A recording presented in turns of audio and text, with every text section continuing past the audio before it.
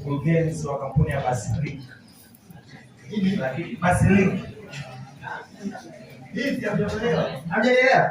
Hiyo mkurugenzi wa kampuni ya Basilink, lakini pia ni mkurugenzi wa Basil Media. Sisi tuna media ambayo inashughulika na masuala ya production, lakini pia tumekuwa tukifanya kazi kwa karibu kabisa na masuala ya wanafunzi, ambapo mbali na hivyo tuna programu yetu ambayo tunahusika na kuwawezesha wanafunzi na masuala ya elimu ya fedha, elimu ya uwekezaji, lakini pia na kuwakopesha au kuwawezesha vifaa vya kidijitali, laptops. Kupitia shirikano letu tunafanya kazi na CRDB pamoja na bodi ya mikopo. Kwa hiyo tuna platform ambayo tunatazamia kuwawezesha au kuwaconnect wanafunzi wa vyuo vikuu ambao wana vipaji mbalimbali, kama tunaweza kuwaona hapa ambao wanaimba, lakini pia kuna wale ambao wana vipaji vya ujasiriamali.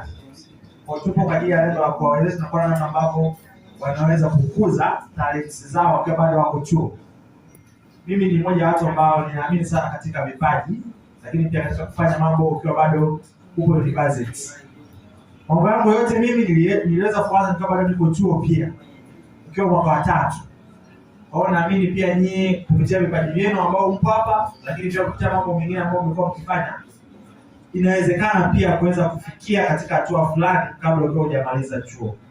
Kwa hiyo kwa wale ambao mtaweza kutufuatilia katika mtandao wangu wa kijamii, natumia kwa jina la Basil Mswahili. Kisha tunaweza kuniona, lakini pia Basilink, lakini pia Basil Media, unaweza kuona vitu ambavyo tunavifanya.